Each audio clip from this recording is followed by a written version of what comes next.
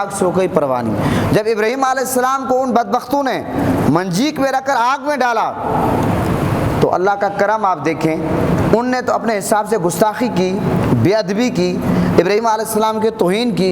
इस घर से इब्राहीम अलैहिस्सलाम को आग में डाला कि इब्राहीम अलैहिस्सलाम माज़अल्लाह आग में जल जाएंगे, आग उनको नुकसान देगी, लेकिन वो आग गुलजार बन गई। बल्कि यहाँ तक लिखते हैं वो जो आग जलाएगी जिसके लिए लकड़ियाँ जमा की गई, अगर वो सेब के दरख्त की लकड़ी थी, सेब का दरख्त बन गया। अगर वो अंगूर के दरख्त की लकड़ी थी, अंगूर बन गया। अगर वो अमरूद के दरख्त की लकड़ी थी, अमरूद बन गया। यानी कि पूरा का पूरा एक बाग बन गया, एक गुलजार बन गया। वो जिसको आग उन्हें जलाई थी वो गुलजार बन गया। अल्लाह ताला ने हुक्म दिया, कुलना या नार कूनी बरदन व सलामन अला इब्राहीम, ए आग इब्राहीम पर सलामती वाली हो जा। अच्छा, यहाँ तक लिखते हैं मुफस्सिरीन किराम, अगर अल्लाह ताला आग को ये हुक्म देता कि ठंडी हो जा, तो आग इतनी ठंडी हो जाती शायद कि इब्राहीम अलैहिस्सलाम सर्दी की वजह से ना बच पाते। लेकिन क्योंकि अल्लाह ताला ने आग को ये हुक्म नहीं दिया कि ठंडी हो जा, अल्लाह ताला ने हुक्म दिया कुलना या नार कूनी बरदन व सलामन अला इब्राहीम, ऐ आग सलामती वाली हो जा, सलामती वाली हो जा। तो सलामती वाली हो गई। इसलिए जब दुआ करते हैं या अल्लाह बारान रहमत अता फरमा, जब रहमत वाली बारिश होती है वो तेज़ हो या कम हो तो वो रहमत वाली तो रहमत वाली होती है, वो तो नुकसान ही देती। जब बारिश जहमत वाली आती है फिर नुकसान देती है। अगर ये आग ठंडी हो जाती तभी इब्राहीम अलैहिस्सलाम को नुकसान हो जाता। इसीलिए अल्लाह ताला ने आग को ये हुक्म दिया कि सलामती वाली हो जा। तो जब सलामती वाली हो गई है तो इब्राहीम अलैहिस्सलाम सलामत रहे। जब इब्राहीम अलैहिस्सलाम को आग में डाल रहे थे उस मौके पर तमाम फरिश्ते जो ड्यूटी पर मामूर थे वो अल्लाह की बारगाह में गए कि या अल्लाह, ये तेरा नेक बंदा है, ये तेरी वहदानियत का ऐलान करने वाला है, तेरी बारगाह में सजदा करने वाला है, तेरी बारगाह में झुकने वाला है, तेरा नाम लेने वाला है। आज इसके साथ ये मामला हो रहा है, अब हमें हुक्म करें। अल्लाह ताला ने हुक्म दिया, तमाम फरिश्तों ये ड्यूटी पे मामूर थे, ड्यूटी पे, उनको हुक्म दिया अगर इब्राहीम अलैहिस्सलाम को आपकी कोई हाजत है तो उनसे पूछ लो। वो फरिश्ते अपने अपने हिसाब से गए। इब्राहीम अलैहिस्सलाम से पानी वाला जो फरिश्ता था, जो हवा वाला फरिश्ता था, पानी के ज़रिए आग को बुझा दें, हवा के ज़रिए बुझा दें, मुख्तलिफ जो गए इब्राहीम अलैहिस्सलाम के पास। इब्राहीम अलैहिस्सलाम ने क्या जवाब दिया कि अल्लाह के अलावा मुझे किसी से हाजत नहीं, अल्लाह के अलावा मुझे किसी से हाजत नहीं। अच्छा, इब्राहीम अलैहिस्सलाम को आग में डाला, आग गुलजार बन गई। यहाँ पर मैं एक नुक्ता कहना चाहता हूँ कि इब्राहीम अलैहिस्सलाम को आग में डाल दिया, सारे फरिश्तों ने ऑफर दी, ख़ास तौर पर जिब्राईल अलैहिस्सलाम ने ख़ास तौर पर इब्राहीम अलैहिस्सलाम की खिदमत में अर्ज़ किया मेरे लायक को हुक्म। उस मौके इब्राहीम अलैहिस्सलाम ने फरमाया अल्लाह के अलावा किसी से हाजत नहीं। मुझे आप ये बताएं, अल्लाह माफ़ करे, हम में से कोई बंदा हॉस्पिटल में हो, कोई बंदा किसी परेशानी में हो, दुख में हो, सुख यानी कि किसी भी हाल में हो, कोई बंदा आकर पूछता है, शादी का मौका ही क्यों ना हो, ज़ाहिर वालिदैन के लिए तो शादी भी आज़माइश होती है औलाद की, तो जब कोई बंदा आकर पूछे हज़रत ये आपकी गम खुशी का मामला है, इसमें मेरे लिए कोई हुक्म, पैसे का मामला, कोई और कोई टाइम आपको देना हो, कोई वक्त देना हो, कोई काम काज करना हो, मेरे लिए कोई हुक्म। अब बेशक आप उस बंदे की ऑफ़र कबूल ना करें, लेकिन उस बंदे का एहसान हुआ या नहीं हुआ, मुझे ज़रा बताइए, एहसान हुआ या नहीं हुआ। अब यहाँ पर हज़रत जिब्राईल अलैहिस्सलाम इब्राहीम अलैहिस्सलाम की खिदमत में हाज़िर होते हैं कि अय अल्लाह के नबी, आपको नमरूद आग में डाल रहा है, मेरे लायक के हुक्म। तो इब्राहीम अलैहिस्सलाम ने फरमाया अल्लाह के अलावा कोई हाजत नहीं। लेकिन मुझे आप ये बताएं, बेशक इब्राहीम अलैहिस्सलाम ने ऑफ़र कबूल नहीं की जिब्राईल अलैहिस्सलाम की, लेकिन एहसान हुआ या नहीं हुआ, बोलिए ज़रा, एहसान हुआ या नहीं हुआ। लेकिन ये एहसान किस पे हुआ, हज़रत इब्राहीम अलैहिस्सलाम पे हुआ। हज़रत इब्राहीम अलैहिस्सलाम आका अलैहिस्सलाम के क्या लगते हैं, जद लगते हैं रिश्ते में। अब ये एहसान का बदला आका अलैहिस्सलाम ने कहाँ चुकाया, जब मेरे आका मिराज पे तशरीफ़ ले गए, सुम्मा दना फतदल्ला फ़काना काबा कौसन व अदना के मकाम पर तशरीफ़ ले गए। उस मकाम पर जब सिदरातुल मुंतहा पे जिब्रील रुक जाते हैं, या रसूलल्लाह मैं आगे आऊँगा तो मेरे पर जल जाएंगे। मेरे आका ने क्या फरमाया, ऐ जिब्रील मेरे लायक कोई हुक्म, मेरे लायक कोई हुक्म। जिब्रील उस मौके पर क्या अर्ज़ करते हैं, या रसूलल्लाह क़यामत के दिन मुझे इजाज़त दी जाए जब आपकी उम्मत पुल सिरात से गुजरे ताकि मैं पर बिछाऊँ। तो ये آپ اندازہ لگائیں آقا علیہ السلام کے جد حضرت ابراہیم علیہ السلام پر احسان کیا ہے جبرائیل میں، اس وقت احسان کیا ہے، آفر دی ہے، پوچھا ہے جب نمرود ابراہیم علیہ السلام کو آگ میں ڈال رہا ہے۔ ایسا یہ نہیں ہے، اس احسان کا بدلہ آقا علیہ السلام نے چکایا سدرۃ المنتہا پہ۔ تو مجھے آپ یہ بتائیں کہ میرے آقا حضور نبی کریم صلی اللہ علیہ وسلم نے اپنے چچا کا احسان کا بدلہ چکایا یا نہیں چکایا؟ جد کا، اپنے جد ابراہیم علیہ السلام کے احسان کا بدلہ چکایا یا نہیں چکایا؟ چکا دیا۔ تو پتہ چلا کہ میرے آقا حضور نبی کریم صلی اللہ علیہ وسلم سب کو جانتے ہیں، جو پہلے ہو چکا ہے، جو بعد میں ہونا ہے، اللہ کی عطا سے میرے آقا سب جانتے ہیں، اور میرے آقا سب کے احسان کے بدلہ عطا کرتے ہیں۔ اس لیے میرے آقا نے فرمایا کہ میں نے تمام لوگوں کے احسان کا بدلہ چکا دیا سوائے ابو بکر صدیق کے۔ ابو بکر صدیق کے مجھ پر اتنے احسان ہے کہ اللہ ان کو صلا دے گا قیامت کے دن۔ تو محترم حضرات، میں واپس ادھر آتا ہوں۔ جب نمرود نے ابراہیم علیہ السلام کو آگ میں ڈالا، شیطان نے مشورہ دیا کہ منجی کے ذریعے ڈالا جائے، وہ آگ گلزار بن گئی۔ اس موقع پر پتہ کیا ہوا؟ نمرود کی بیٹی نے اپنے باپ سے اجازت لی کہ بابا مجھے آپ اجازت دیں، آپ نے جو ابراہیم علیہ السلام کو آگ میں ڈالا ہے، وہ جو آپ نے لکڑیوں کا شعلے آپ نے بھڑکائے ہیں، ذرا میں دیکھنا چاہتا ہوں کہ ابراہیم علیہ السلام کے ساتھ کیا ہوا۔ تو نمرود کی بیٹی کیا کرتی ہے کہ اپنے مکان کے چھت پہ جاتی ہے، اور مکان کے چھت پہ جا کر دیکھتی ہے کہ ابراہیم علیہ السلام تو بشت میں بیٹھے ہیں، ابراہیم علیہ السلام کے لیے وہ آگ گلزار بن گئی، خوبصورت باغ ہے حسین، اس میں بیٹھے ہوئے ہیں۔ اس موقع پر اس کو بڑا تعجب ہوا، اور اس نے یہ حیرانگی ظاہر اس کو ہوئی، نمرود کی بیٹی تھی۔ پھر اس نے حضرت ابراہیم علیہ السلام سے مکالمہ کیا کہ آپ کو کس نے بچایا، یہ آگ آپ کے لیے کیسے گلزار بن گئی؟ ابراہیم علیہ السلام نے اس موقع پر یہ فرمایا کہ اللہ تعالیٰ نے کیا۔ المختصر بات یہ ہے کہ اس موقع پر نمرود کی بیٹی نے کیا کہا کہ اگر میں آپ کے پاس آنا چاہوں کیا میں بھی بچ جاؤں گی؟ ابراہیم علیہ السلام نے فرمایا آپ ایسا کریں، لا الہ الا اللہ ابراہیم خلیل اللہ۔ حضرت ابراہیم علیہ السلام کا کلمہ یہ تھا، آپ یہ کلمہ پڑھ کر چھلانگ لگائیں، آپ آ جائیں، جس طرح میرے لیے یہ گلزار ہے آپ کے لیے بھی گلزار ہوگا۔ المختصر بات یہ ہے کہ نمرود کی بیٹی نے اپنے گھر کے چھت سے چھلانگ لگائی، ابراہیم علیہ السلام کے پاس پہنچ گئی۔ جب ابراہیم علیہ السلام کے پاس پہنچی تو محترم حضرات، بعد میں ابراہیم علیہ السلام کا یہ معجزہ دے کر کہ آگ گلزار بن گئی اور وہ محفوظ رہی، مزید اس کا ایمان تازہ ہوا، اور اس نے ابراہیم علیہ السلام کا کلمہ بھی پڑھ لیا۔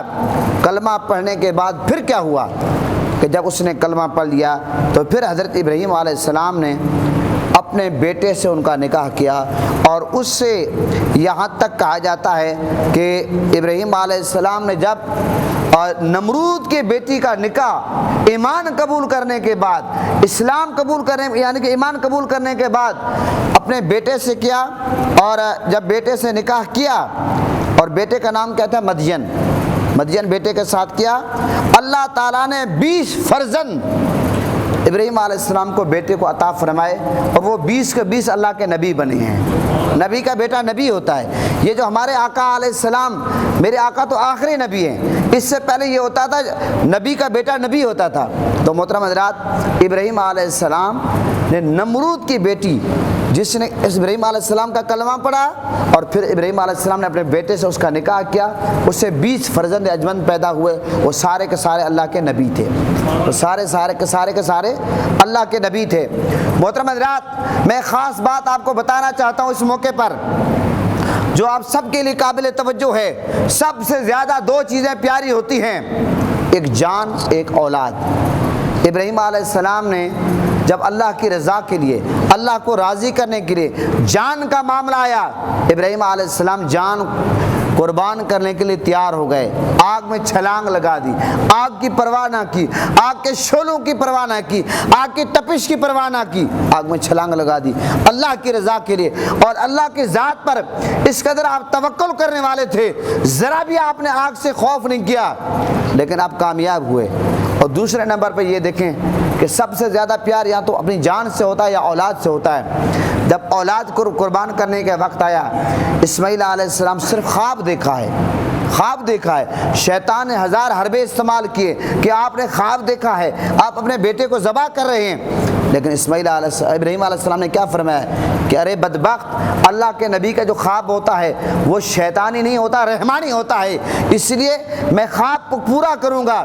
پھر اپنے بیٹے سے پوچھتے ہیں، اسماعیل علیہ السلام کی تابعداری دیکھیں، کیا کہتے ہیں کہ ابا جان آپ مجھے تابعداروں میں سے پائیں گے، آپ مجھے صالحین میں سے پائیں گے، میں آپ کے حکم کی تعمیل کروں گا۔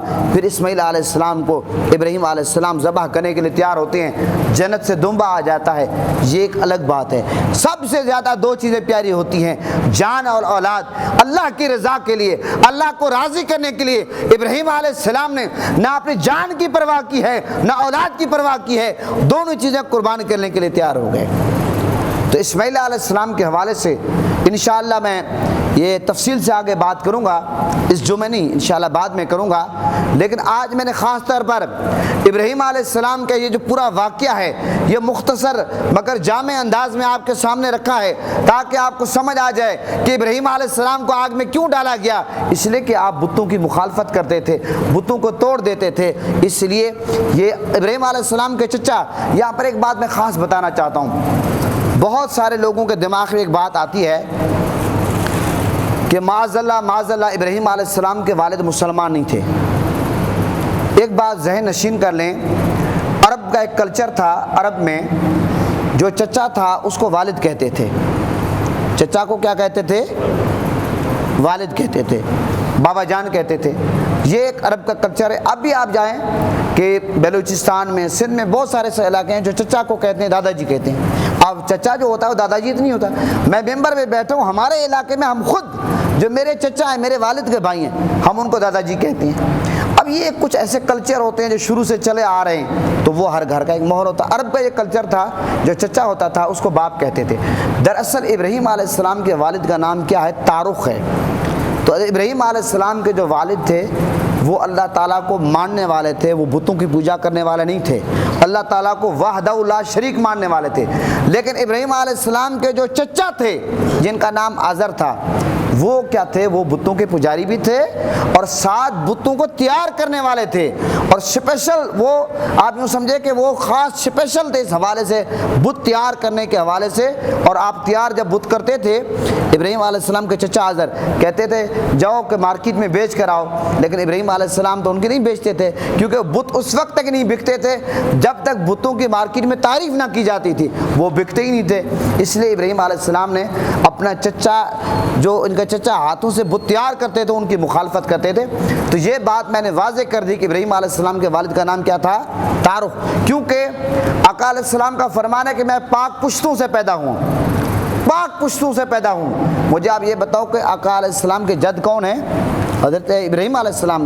جب آقا علیہ السلام نے خود فرما دیا میں پاک پشتوں سے پیدا ہوں، تو یہ کیسے ممکن ہے کہ ابراہیم علیہ السلام کے والد مسلمان نہ ہوں؟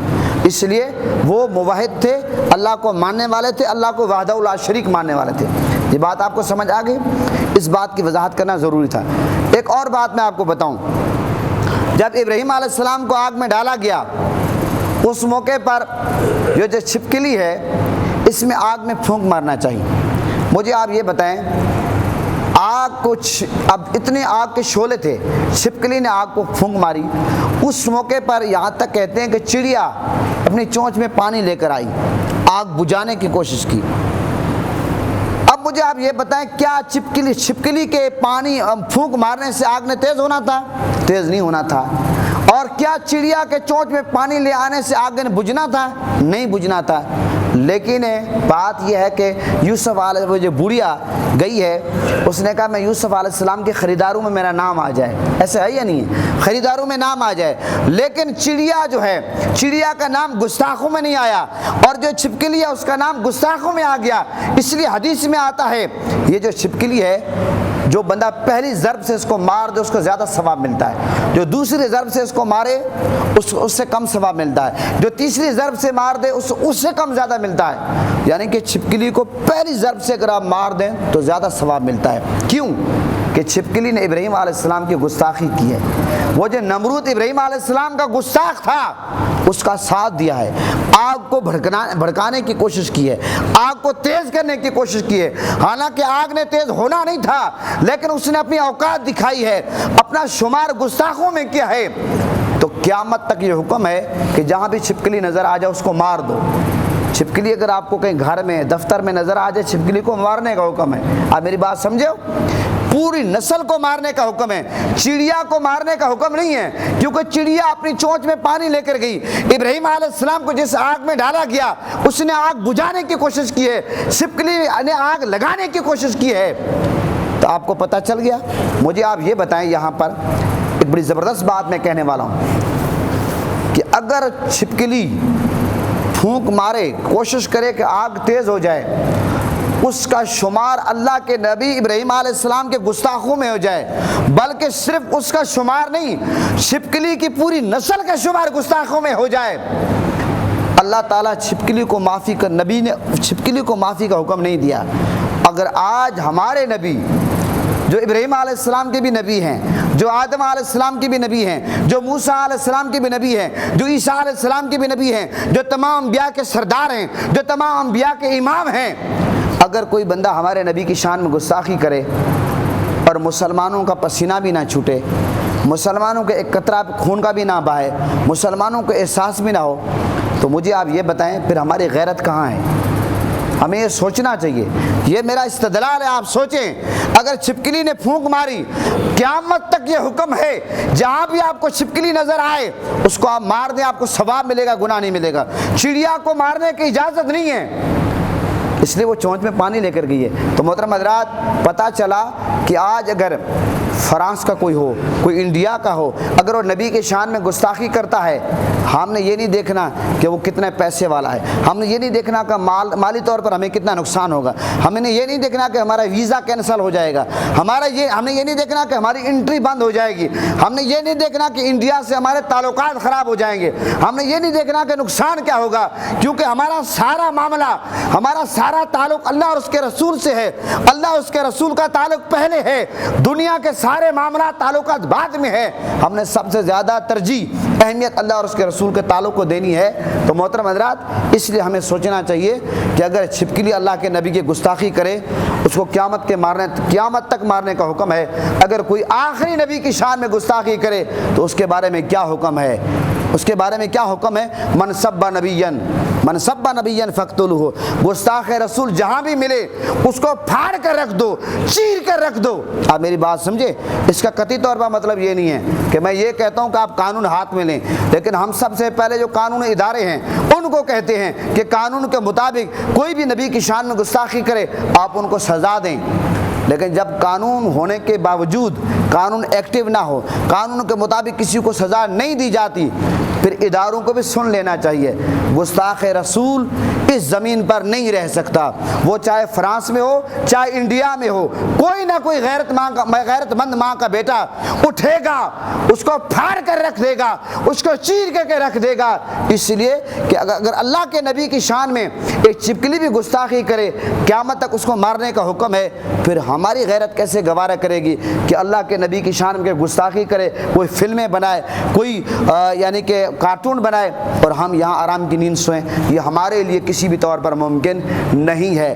تو حضرت ابراہیم علیہ السلام کے حوالے سے میں نے تفصیل سے یہ بات آپ کے سامنے رکھ دی ہے۔ انشاءاللہ آگے قربانی کے حوالے سے، حضرت اسماعیل علیہ السلام کے حوالے سے باقی جو 2 جمعے انشاءاللہ ہیں اس پر انشاءاللہ مزید بات ہوگی۔ اسی پہ اتفاق کرتا ہوں، وما علینا الا البلاغ۔ پاکستان کا مطلب کیا؟